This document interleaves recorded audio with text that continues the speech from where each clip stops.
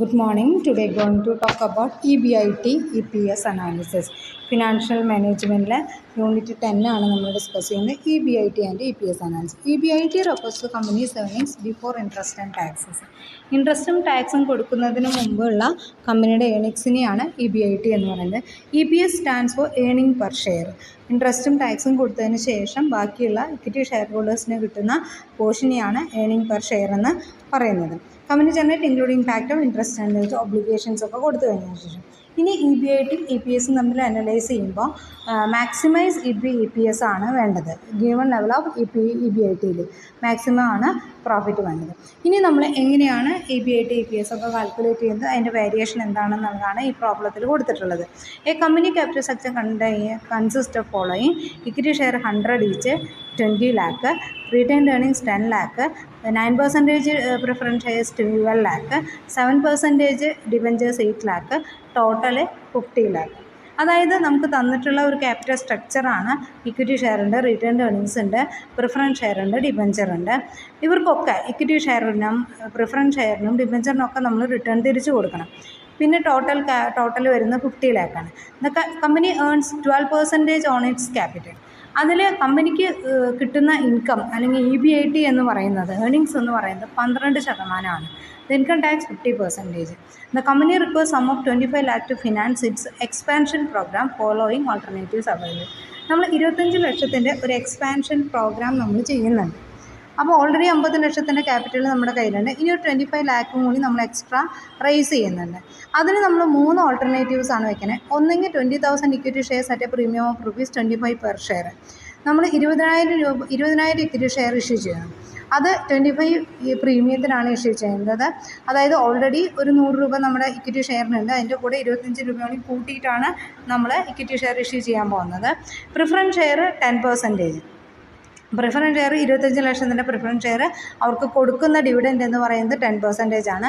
അതുപോലെ തന്നെ issue of debentures എന്ന് പറയുന്നത്, ഇനി അതൊക്കെ 25 ലക്ഷം പ്രിഫറൻസ് ഷെയർ ആയിട്ട് ഇഷ്യൂ ചെയ്യാം, അല്ലെങ്കിൽ 25 ലക്ഷം ഡിബഞ്ചറായിട്ട് ഇഷ്യൂ ചെയ്യാം. ഡിബഞ്ചർ ആണെങ്കിൽ 8%, പ്രിഫറൻസ് ഷെയർ ആണെങ്കിൽ 10%. ഇക്വിറ്റി ഷെയർ ഹോൾഡേഴ്സിന് പ്രോഫിറ്റ് ഉള്ളതിനനുസരിച്ചാണ് നമ്മൾ ഡിവിഡൻഡ് പ്രൊവൈഡ് ചെയ്യുന്നത്.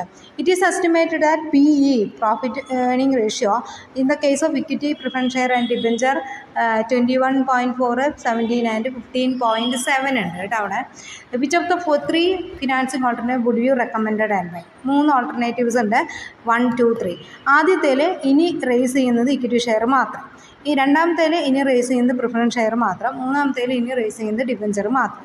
അപ്പോൾ നമ്മൾ ക്യാപിറ്റൽ സ്ട്രക്ചറിൻ്റെ ഈ കാൽക്കുലേഷൻ EPS കാൽക്കുലേറ്റ് ചെയ്യുന്നത് എങ്ങനെയാണെന്ന് വെച്ചാൽ, earnings before interest and tax EBIT ആണ് ആദ്യം എടുക്കുക. EBIT എന്ന് പറയുന്നത് നമുക്ക് നെറ്റ് പ്രോഫിറ്റ് കാൽക്കുലേറ്റ് ചെയ്തിട്ട് അതിൽ നിന്ന് കിട്ടുന്ന റിട്ടേൺ ആണ് EBIT എന്ന് പറയുന്നത്.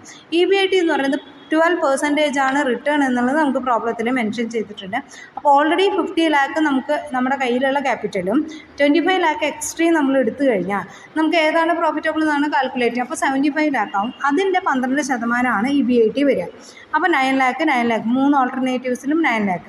മൂന്നെണ്ണത്തിൽ നമ്മൾ 25 lakh റേസ് ചെയ്യാൻ ഉദ്ദേശിക്കുന്നുണ്ട്. ഓൾറെഡി 50 lakh നമ്മുടെ കയ്യിലുണ്ട്. ഇനി അതിൽ നിന്ന് EBITയിൽ നിന്ന് ആദ്യം ലെസ് ചെയ്യേണ്ടത് ഇൻട്രസ്റ്റാണ്. ഇൻട്രസ്റ്റ് ഓൾറെഡി ഉള്ള കമ്പനിയുടെ ഇൻട്രസ്റ്റ് എന്ന് പറയുന്നത് 7% ഇൻട്രസ്റ്റ് 8 lakh. 8 ലക്ഷത്തിൻ്റെ 7% ഇൻട്രസ്റ്റ് നമുക്ക് മസ്റ്റായിട്ട് ഏത് ടൈപ്പ് ഓഫ് പുതിയ ഇത് ഇഷ്യൂ ചെയ്യുന്നത് ഏത് ടൈപ്പ് ആണെങ്കിലും അത് കൊടുക്കേണ്ടി വരും. അപ്പോൾ എല്ലാവരും 56,000 കൊടുക്കുക. 8 lakhൻ്റെ 7% അത് മൈനസ് ചെയ്യുക. അത് മൈനസ് ചെയ്ത് കഴിഞ്ഞാൽ ഇനി നമുക്ക് ചെയ്യേണ്ടത് ടാക്സ് ആണ് മൈനസ് ചെയ്യേണ്ടത്. ഇനി നമ്മൾ എന്ത് ചെയ്യുക, അത് കഴിഞ്ഞാൽ നമ്മൾ പുതിയതായിട്ട് ഇഷ്യൂ ചെയ്യുന്ന ഡിബഞ്ചർ മൂന്നാമത്തെ ഓൾട്ടർനേറ്റീവാണ്. മൂന്നാമത്തെ ഓൾട്ടർനേറ്റീവിൽ 8,44 lakh ആണ്. ഇനി അതിൽ ഇഷ്യൂ ചെയ്യുന്ന 25 ലക്ഷത്തിൻ്റെ 8% അവർക്ക് ഇൻട്രസ്റ്റ് കൊടുക്കേണ്ടി വരിക. അപ്പം മൂന്നാമത്തെ ഓൾട്ടർനേറ്റീവിൽ നിന്ന് മാത്രം എന്ത് മൈനസ് ചെയ്യണം, 25 ലക്ഷത്തിൻ്റെ 8% മൈനസ് ചെയ്യുമ്പോൾ അത് 6,44 lakh ആയിട്ട് മാറും. അതിന് മാത്രം മൈനസ് ചെയ്യാം. അപ്പോൾ അത് കഴിഞ്ഞ് കഴിഞ്ഞാൽ പിന്നെ നമ്മൾ എന്താ ചെയ്യേണ്ടത്, ടാക്സ് 50%. EBIT എന്ന് പറയുന്നത് earnings before interest and tax ആണ്. ആദ്യം ഇൻട്രസ്റ്റ് കൊടുക്കുക, ഇൻട്രസ്റ്റ് കൊടുത്തു കഴിഞ്ഞാൽ പിന്നെ ടാക്സ് കൊടുക്കുക. ടാക്സ് എല്ലാ ഓൾട്ടർനേറ്റീവ്സിനും ടാക്സ് നമ്മൾ കൊടുക്കണം. ടാക്സ് കൊടുക്കണം, എല്ലാറ്റിനും 50% ആണ് ടാക്സ് കൊടുക്കുക. അപ്പോൾ ബാക്കി വരുന്ന എമൗണ്ട് അത് കഴിഞ്ഞതിന് ശേഷമാണ് ടാക്സ് കൊടുത്തതിന് ശേഷമാണ് പ്രിഫറൻസ് ഷെയറിൻ്റെ ഡിവിഡൻറ്റ് കൊടുക്കുക. പ്രിഫറൻസ് ഷെയറിൻ്റെ ഡിവിഡൻറ്റ് എത്ര പെർസെൻറ്റേജാണ്? ഓൾറെഡി ഉണ്ടായിരുന്നത് 9% ആണ്. അത് മൈനസ് ചെയ്യാം. അത് 12 lakhൻ്റെ 9% ഉണ്ടായിരുന്നത്. അത് എല്ലാവരുടെയും ഓൾറെഡി ഉള്ളതാണ് ക്യാപിറ്റൽ സ്ട്രക്ചർ. അത് മൈനസ് ചെയ്യാം. അപ്പോൾ അത് മൈനസ് ചെയ്ത് കഴിഞ്ഞാൽ 3,14,000, 3,14,000, 2,14,000 കിട്ടും. ഇനി നമ്മൾ രണ്ടാമത്തെ ഓൾട്ടർനേറ്റീവിൽ 10% ഡിബഞ്ചർ പ്രിഫറൻസ് ഷെയറാണ് ഇഷ്യൂ ചെയ്യുന്നത്. 25 ലക്ഷത്തിൻ്റെ 10%. അത് രണ്ടാമത്തെ ഓൾട്ടർനേറ്റീവിൽ നിന്ന് 25 ലക്ഷത്തിൻ്റെ 10% മൈനസ് ചെയ്യാം. അപ്പോൾ അത് പ്രിഫറൻസ് ഷെയറിന് മാത്രം, അത് രണ്ടാമത്തെ ഓൾട്ടർനേറ്റീവിൽ മാത്രമേ വരണുള്ളൂ. അതാണ് നമ്മൾ പ്രിഫറൻസ് ഷെയറായിട്ട് ഇഷ്യൂ ചെയ്യുന്നത്. അപ്പോൾ നമുക്ക് ഏർണിങ്സ് ഫോർ ഇക്വിറ്റി ഷെയർ ഹോൾഡേഴ്സിന് 3,14,000, 64,000, 2,40,000 കിട്ടും. അപ്പോൾ ഈ നമ്പർ ഓഫ് ഇക്വിറ്റി ഷെയർസ് എത്രയാണ്? ആദ്യത്തേലെ ഓൾറെഡി ഉണ്ടായിരുന്ന ഇക്വിറ്റി ഷെയർ എന്ന് പറയുന്നത് 20 ലക്ഷമാണ്. ബൈ 100 എന്ന് പറയുന്നത് 20,000 ആണ്. 20,000 പുതിയതായിട്ട് ഇഷ്യൂ ചെയ്യുന്ന 20,000. അപ്പോൾ എത്രയത്? 40,000. രണ്ടാമത്തെ ഓൾട്ടർനേറ്റീവിൽ എന്ന് പറഞ്ഞാൽ ഓൾറെഡി ഉണ്ടായിരുന്ന ഇക്വിറ്റി ഷെയർ മാത്രമേ ഉള്ളൂ 20,000. പിന്നെ പ്രിഫറൻസ് ഷെയറാണ്, അത് നമുക്ക് കൺസിഡർ ചെയ്യേണ്ട ആവശ്യമില്ല.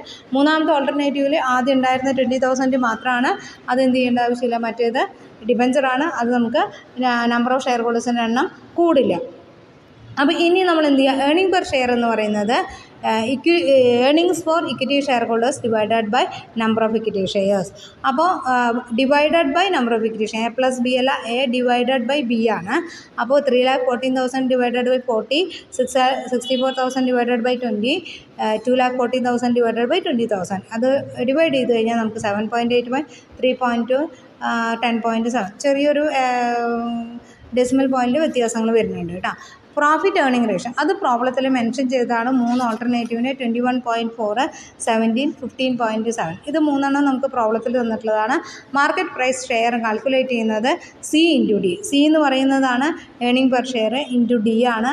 അത് കാൽക്കുലേറ്റ് ചെയ്ത് കഴിഞ്ഞാൽ, മൾട്ടിപ്ലൈ ചെയ്ത് കഴിഞ്ഞാൽ നമുക്കതിൻ്റെ ആൻസർ കിട്ടും. അപ്പോൾ ഇതാണ് valuation of financing alternatives check ചെയ്യുന്നത്. അപ്പോൾ ഇതിൽ ഏറ്റവും നല്ല ഫിനാൻസിങ് ഓൾട്ടർനേറ്റീവ്സ് ഏതാണെന്നുള്ളത് നമ്മൾ നോക്കുമ്പോൾ 2 ഒരേപോലെ വന്നിട്ടുണ്ട്. ഏത് വേണമെങ്കിലും നമുക്ക് തീരുമാനിക്കാം.